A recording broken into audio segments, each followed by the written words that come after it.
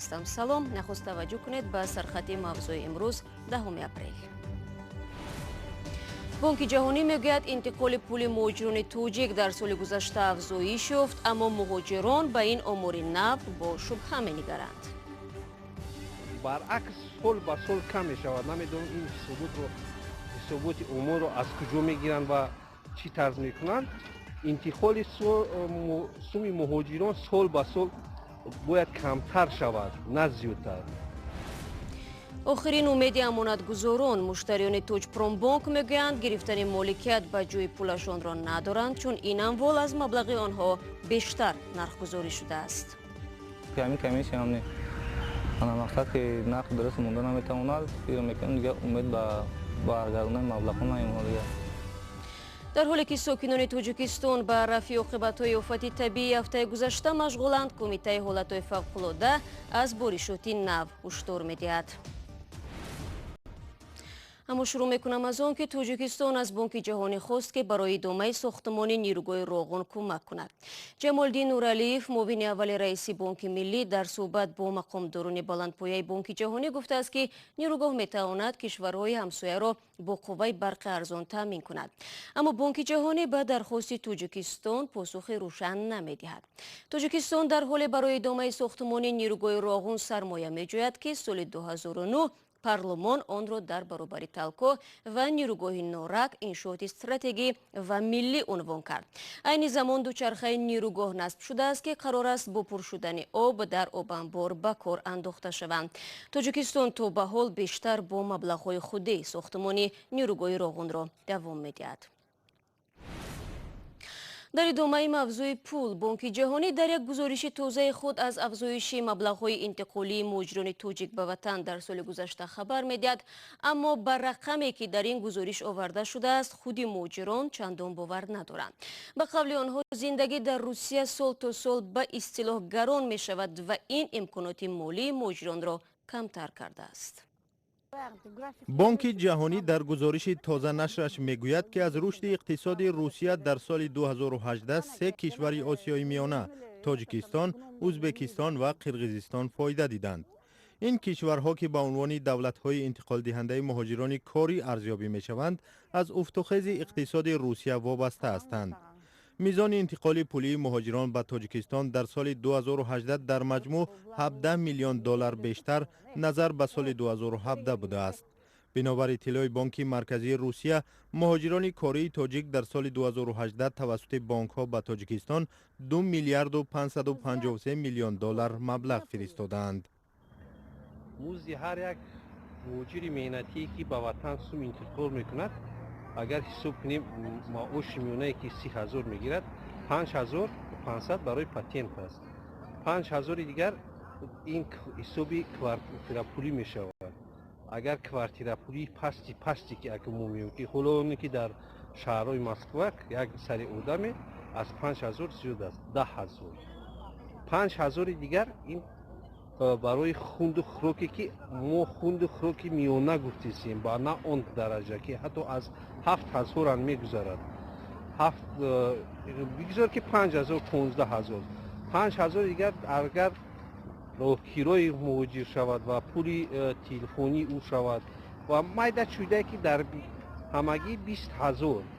дар 20,000 ки муҳоҷир 30,000 мегирад, 10,000 мемонад. 10,000 ҳаминро муҳоҷир интиқол мекунад ба Тоҷикистон. дар солҳои пеш аз буҳрони иқтисодии Русия, яъне то соли 2014, мизони интиқоли пулҳои муҳоҷирони тоҷик 1.5-2 баробар бештар буд ва нисфи маҷмӯи маҳсулоти дохилиро ташкил медод. Русия ки бо сабаби ғасби Крим ва шурӯи мухолифатҳои низомӣ дар шарқи Украина мавриди таҳрими ғарб қарор гирифт, бо рукуди нишондодҳои иқтисодӣ, беқурбшавии рубл ва афзоиши бекориву камбуди ҷойи кор рӯбарӯ шуд. ин ҳолат дар даромади муҳоҷирони корҷӯи хориҷӣ ҳам таъсири манфӣ гузошт. رو می‌ریم به موضوع دیگر. یک کمیسیون تازه‌ترین در تاجیکستان باید نرخ مال و ملک 4 بانک گرفتار به مشکل را بازبینی کند. تأسیس گروه کاری نو به خصوص مشتریان توجپرومبونک را برای بازپس گرفتن امانت‌هایشان امیدوار نموده است. اما آنها درخواست دارند که ارزش اموال بانک به نرخ بازار موافق و ارزان کرده شود. شکایت اصلی امانتگزاران این است که اموال با نرخ گران فعلی خریدار یافته نمی‌تواند. زرنگیز نوروزشاه موضوع را ادامه می‌دهد. اسماعیل هر روز فهرست اموال فروخته شده توجپرومبونک را خبر می‌گیرد. زیاده از 100,000 سومانی او در این بانک بحرانی درمانده است. تنها پس از فروخته شدن مالکیت، اسماعیل و ده‌ها امانتگزار دیگر این بانک می‌توانند بالاخره پول خود را بازپس گیرند. به باور اسماعیل با نرخ فعلی اموال بانک به فروش رفتن آن در گمان است. نوبت در ماه نو اونجا خریدار یافته که بدون نرخش قیمت بخره. آن شام رو از این بانک چند ما اشیاء خودم گرفته بودیم. خریدار یافتن فکر می‌کنن نرخ بازاری باشه یافتن پرابلم خطر نیست. در یک نامه دسته جمعی امانتگزاران بانک که 2 سال باز نمی‌توانند پول خود را بازپس بگیرند از کمیسیون ویژه خواستند نرخ اموال بانک را تا 50% پایین برد. امید داخلان ما همین کمیشه اگر همین کمیشه در حقیقت رفت ببینیم که نرخ درست میموند امید میشه اگر ببینیم که همین کمیشه همین انا مقصد که نرخ درست مونده نمیتواند فکر میکنم دیگه امید به برگردوندن مبلغ نمیمونه دیگه. حکومت تاجیکستان اعتراف کرده است که مقامات دولتی و تشکیلات‌های قرضی اموال گرو را بر قسطانه نرخ گران میمانند که این برگردانیدن مبلغ قرض‌ها را مشکل کرده است. تشکیل کمیسیون نواید به نرخ‌گذاری مال و ملک توجپرومبونک و 3 بانک دیگر برخی از امانتگزاران را در تاجیکستان که بیش از 2 سال است آورند امیدوار کرده است. محبت مومین و یکی از مشتریان دیگری توجپرومبونک میگوید برای طبابت شوهر پیر و نبیره بیمارش حالا به مبلغ نیاز دارد. یکم کمیسیون نرخ‌های دیده برامدن پس نکردن، دوم کمیسیون همه خیل. من حاضر یک مثال میبیارم. همین سابق بنای بانک همونجا به نزدیک همون کوچه و پیش باغچه بودگی. همون وقتش به 46,000 دلار به خریدگی. 46,000 دلار نه بنای 18 میلیون موندگی. مثال من همین لباس شما 100 سوم باشد شما باید 1000 سوم بر نمیخرید کو. برای همین اینها مبین من 3 سال سین بنای فروخته نمیتونم. محبت میگوید بانک برای خود مشتریان هم برای وضع پول نقد اموال خوب و ارزنده پیشنهاد نمیکند. از کدام کوه من به یک تا دچه 35,000 به پیشنهاد کردم. من موسفید 81 ساله دارم. من خودم هم آدم پیر باشم. ما ماشین نداشتگی باشیم که هر روز رویم رو امید باید اونجای وای کنیم. همین چیزای نمیشدگی پیشنهاد کردم.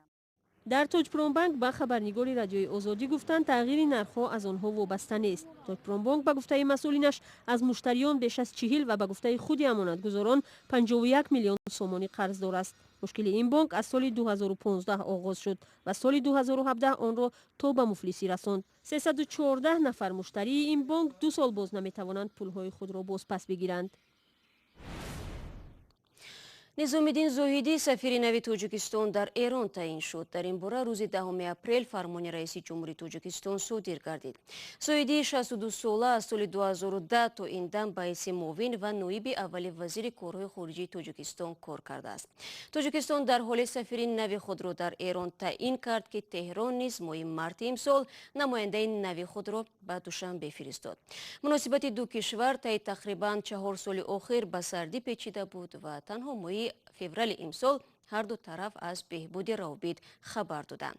خسرو نوزیری از مقام سفیر تاجیکستان در مصر آزاد و معاون اول وزیر امور خارجه تعیین شده است.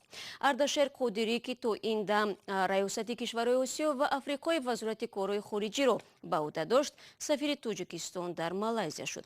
همچنین بنا به قرارهای حکومت شهلا سیفزاده و فردوس رضوانزاده معاونان رئیس امانتبانک و سیرم بقازاده معاون رئیس کمیته تلویزیون و رادیو تعیین گردیدند. بینندگان عزیز، رقم مخصوصی ما در وایبر و واتساپ همانا در خدمت شماست. اگر میخواهید خبر و عکس و نوار شما در برنامه خبری رادیو آزادی نشر شود پس با ما تماس بگیرید. شماره تلفن ما +420 724 056 681 است. در صورت دریافت خبر، عکس و یا ویدیو ما با شما تماس میگیریم و تفصیلات را میپرسیم. баъди боронҳои пуршиддати охири ҳафтаи гузашта мо аз кӯрбарони озодӣ видео наворҳои зиёдеро дарёфт кардем ки даҳшати омадани селро ба намоиш мегузорад. навореро ки ҳоло мебинед рӯзи 5 апрел дар деҳоти саричашмаи ноҳияи шамсдини шоҳин сабт шудааст. ин офати табиӣ сокинонро ба даҳшат оварда. дар навор ҳатто садои гирьяи баланди зане ҳам шунида мешавад ки мегӯяд сел моро мебарад. ба гуфтаи кӯрбароне ки видеоро ба мо фиристоданд, сел заминҳои мардумро шуста бурд. дар навори баъдӣ ки аз минтақаи дигари Тоҷикистон ба дасти озодӣ видео расид, аллакай бартараф кардани паёмади боришоти шадид мушоҳида мешавад. селе ки субҳи 6 апрел омадааст ба манзили сокинони деҳаи обшорони ҳисор хисороти ҷиддӣ расонд. мардуми деҳот маҷбур шуданд ки барои тоза кардани манзили пур аз лои худашон даст ба кор шаванд. мусоҳибони радиои озодӣ мегӯянд, ин хона бо вуҷуди он ки барои зистан хатарнок аст, аммо маскунони он дигар ҷое барои рафтан надоранд. зимнан кумитаи ҳолатҳои фавқулода сокинонро аз хатарҳои эҳтимолии боришоти нимаи дуюми моҳи апрел ҳушдор медиҳад. шоми рӯзи гузашта садҳо нафар аз дӯстдорони ҳунар имкон доштанд нахуст намоиши фирдавсиро аз саҳнаи театри драмавӣ ба номи Абулқосими Лоҳутӣ тамошо кунанд. намоишномаи мазкур ки ба қалами адиби тоҷик Сотим Улуғзода тааллуқ дорад, бархурди ҳокимони даврро бо адибон таҷассум мекунад.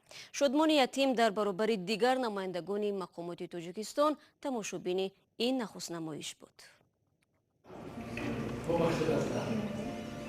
و تکذیب شاهنامه را برای امیران سامانی آیا در دربار امیران غزنوی قبول یافته باشد؟ بعد به تخت نشستن سلطان محمود از سلطنت غزنوی، فردوسی شاعر شاهنامه خود را با متن مدحیه به او تقدیم می‌کند. در دربار شاهنامه را نه تنها به خوبی قبول نمی‌کنند، بلکه فردوسی را برای توجه به دین و آیین نیاکان خود نکوهش میکنند.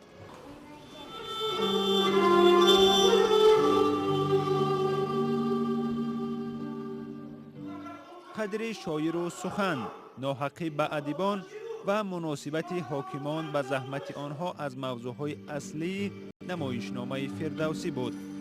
کارگردان در مثال ابوالقاسم فردوسی شاعر عصر ده برخورد درباریان را به شاعرانی که از دربار دارند اما قلم بور را دارند روی صحنه آورده است. نخست نمایش فردوسی شام 10 اپریل در تئاتر دراموی به نام ابوالقاسم لاهوتی برگزار شد. نمایشنامه را کارگردان سلطان عثمانوف از روی رمان فردوسی ساتیم اولوغزاده تهیه کرده. قربانی صابر هنرمند مشهور تاجیک نقش فردوسی را آفریده است. روی صحنه آوردن اثر فردوسی بعد از 3 سال تالیف رمان را رمزی می‌دانند. اصلاً باید هر یک تاجیک به قدر و قیمت بزرگان خود، فرهنگ خود، آیین و رسم و ای که ما داریم به قدر این امروز باید رسیم. در حال تالار تئاتر پر از تماشابین نمایشنامه فردوسی بود که قبلا مسئولان از کم توجهی مردم به تئاتر شکایت میکردند. مهم که 20 نفر یا 100 نفر بیننده باشه اما درک کنند چی گفتن ما را، چی خواستن ما را. تقدیر فردوسی توسی در حال بعد از 1000 سال مرگش روی صحنه تاجیک می آید که ادیبان از وضع نه آنقدر خوب فضای ایجادی حرف میزنند. شادمان یتیم، امردین علیمو، آزادی، دوشنبه.